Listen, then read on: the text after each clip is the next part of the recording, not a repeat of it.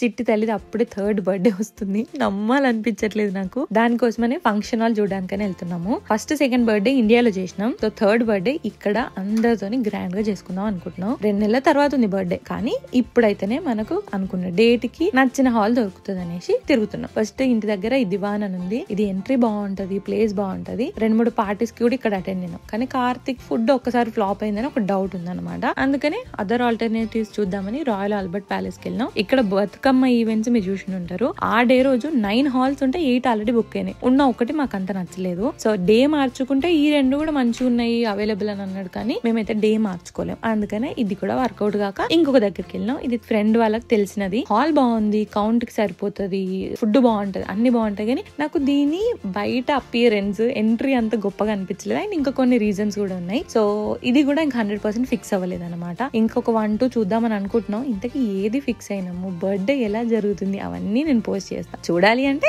Subscribe to my channel.